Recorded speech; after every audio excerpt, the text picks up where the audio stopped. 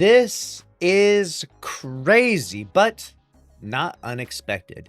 Marathon development update. This has just dropped from Bungie. I believe it's going to be talking about a delay. Let's go ahead and jump right into it. What are we cooking up here, Bungie? Thank you not only for your passionate feedback around the Marathon reveal and alpha playtest, but also for your patience while we took the time to listen closely and chart our next steps. So, they're starting up right off the bat in a good note, I would say. They're talking about the passionate feedback. I don't know if passionate's the right word, but, people voice their opinions strongly, right? Let's see what they have to say. Through every comment and real-time conversation on social media and Discord, your voice has been strong and clear. Oh, so there we go. We've taken this to heart, and we know we need more time to craft Marathon into the game that truly reflects your passion. After much discussion within our dev team, we've made the decision to delay the September 23rd release. There it is. The September 23rd release is being delayed. This is, if you're actually wanting Marathon to be a success, the best possible outcome. Now, will it still be a success even after a delay? I think unlikely, but again, Bungie, you've already invested 200 million, by our estimations into the game. They don't want to just burn all of that instantly. They want to see if they can recoup some of their losses and maybe make Marathon a successful live service game. The alpha test created an opportunity for us to calibrate and focus the game on what will make it uniquely compelling. Survival under pressure, mystery and lore around every corner, raid-like endgame challenges, and Bungie's genre-defining FPS combat. Okay, this is all a mixture of elements that could make for a really good game. Let's be honest here, these are all elements that I think could make an excellent game. We're using this time to empower the team to create the intense, high-stakes experience that a title like Marathon is built around. This means deepening the relationship between the developers and the game's most important voices, our players. All right. Over the next few months, we'll continue closed testing, including participants from the alpha, to deploy gameplay updates and test new features as they come online. Very good. And like we talked about before, the alpha that they did give us, right? So few people were able to actually play that I really feel like they need to understand that if you want people to be interested in the game, you have to at least let them play. People don't want to be an outsider. People want to be involved. People who play Destiny 2, even to this day, a good portion of them are like, yeah, I'm a D1 alpha veteran, right? That's something people take pride in. So if you're going to, do more playtesting, let people play the damn thing. Some of our immediate focus areas will be, okay, upping the survival game. Let's see here. So they're actually getting into the nitty gritty here. I feel like, if I'm being honest, they should just say we're doing a delay. The actual details here, this could get themselves in some trouble, right? More challenging and engaging AI encounters, more rewarding runs with new types of loot and dynamic events, making combat more intense and strategic. Okay, these are all decent points because as it was right now, the AI wasn't that difficult to deal with, but it's meant to be mostly a PvP game. So, adding more mechanics to the AI, we'll see how that turns out to be. More rewarding runs. Obviously, if you do successfully, extract, you should get some of the best loot and be able to, take that from run to run. New types of loot and dynamic events. Gotcha. This isn't bad. None of this is bad, as a general overarching concept. And making the combat more intense and strategic. Gotcha. Doubling down on the Marathon universe. Increased visual fidelity. That would be a good approach. I think that it's going to be really interesting to see what Marathon looks like after they've done this, especially after they also had to scrub a lot of the assets. I wonder if they'll change the entire palette and color scheme. We'll have to see. More narrative and environmental storytelling to discover and interact with. A darker tone that delivers on the themes of the original trilogy. Okay, I like that. Adding more social experiences. A better player experience for solos and duos. That's awesome. And proximity chat, so social stories can come to life. There it is, proximity chat. The pressure was put on them, and they actually did it, which is crazy because they seemed like they were very much against that. You'll hear from us again later this fall when we can share the progress we've made, alongside the game's new release date. Thank you again for your patience and, much more importantly, your passion. Your continued feedback will help us make Marathon the incredible gaming experience we all know it can be. Wow, there it is. Now, we were calling this delay almost immediately off the bat, and it was just the right decision, just because the game is half-baked at best, right? Can they implement changes that could make Marathon a success? It is in the realm of possibilities. It truly is. But I don't know if they'll be able to pull it off. We have some questions here from the chat on twitch.tv/LikeTimP and elsewhere on TikTok. What does the delay mean for the overall vision? It just seems like they want to take a few steps back and make it much more of an impressive game. Like, it was underwhelming for the majority of people. I think that the new systems that they're working on will help more engaging AI encounters, everything. Some of the points they mentioned are good. Like I said, it's an extraction shooter meant for a very casual audience. That was their general approach, and maybe they have to go with a whole new approach. Are delays actually good for games like this? I would say 9 times out of 10, when a delay happens, it's more costly for the company, which is a positive for the consumer, right? So them having to spend another $50 million to develop Marathon further that's them burning their own money that they've made from Destiny 2 or wherever, right? NetEase from all that, right? They're burning all that money from their own bank account. And it doesn't hurt us, the consumer. We haven't spent any money on Marathon yet. We haven't, we have no vested interest. So I would say that for the consumer, for the gamer, a delay is always a good option, because a delay just means that they're going to work harder on the game and improve the game. So I think most gamers and most games that do get delayed have an innate benefit to them. How much influence do player expectations have on development? Clearly a lot. Clearly a lot. Clearly player expectations for this game put enough pressure on Bungie to literally do this delay, and everyone was already calling for this, content creators and the like, and just the general gaming community, right? So the feedback was clear. A lot of people were trying to say, oh, Marathon's not as bad as everyone's saying, right? There's a lot of toxic positivity out there, and it's frustrating to see. I know that people are just, they're just generally nice. They don't really care to cause any harm.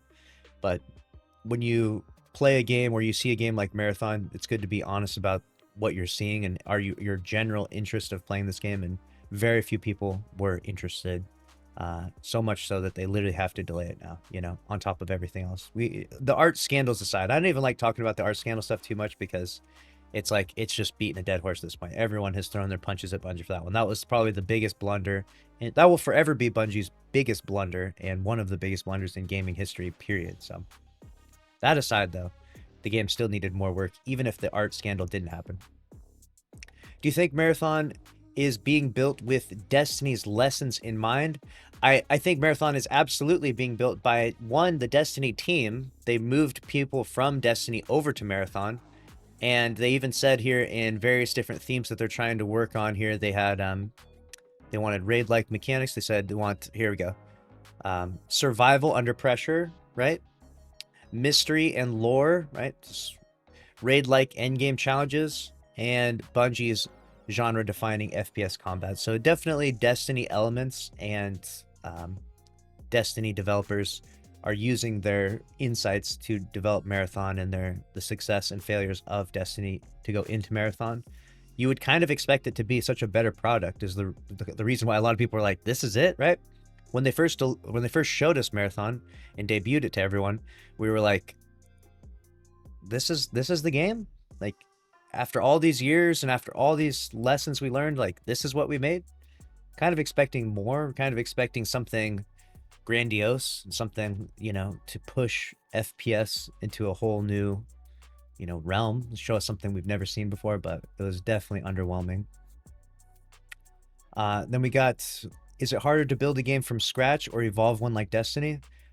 I mean, this is a good question, actually, because I think that I think it's much harder to build a game from scratch in 2025 because of all the competition for both the art style, which I know obviously we've got, various different games have conflicting art styles. hyper realism seems to be the most popular one, right? And so you have to have your own unique IP, you have to have your own unique gunplay. There's so many games now that have similar gunplay, FPS gunplay, that you could show some gameplay from one and think it's this other game. There's like 10 of them that are the same almost, you know? So I genuinely think that it's a much better strategy to just continue to develop Destiny 2 and make Destiny 3. I think Destiny 3 would be a better strategy, but unfortunately we're going this route, and they've already doubled down with Marathon. They've already invested $200 million in like 5 to 6 years of development, right? So when you're this far deep, it's like the slippery slope fallacy, right? You're too far deep to just quit now, right? You're like, we gotta recoup our losses here to some degree. We need to make Marathon something of a success, even if it's not a 10 out of 10. If it's at least like a 4 out of 10, you know, and people don't demand refunds, and it sells somewhat, then it's good. But remember that Concord actually sold 25,000 copies. It only recouped $1 million in its losses and then had to refund that. So, you know, you need to sell at least 1 million copies of Marathon to at least have it be not canceled, right? At least 1 million copies. And Concord sold 25,000. We got next up on the questions here. Could the delay be tied to competition in the market? Initially, we thought that releasing in September was a bad play due to GTA 6, right? And you don't want to release anywhere near that because that will just be really hurt the impact of your game.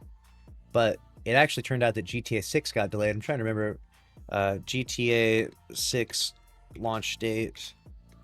I think it's in May now, right? Yeah, May 26th now.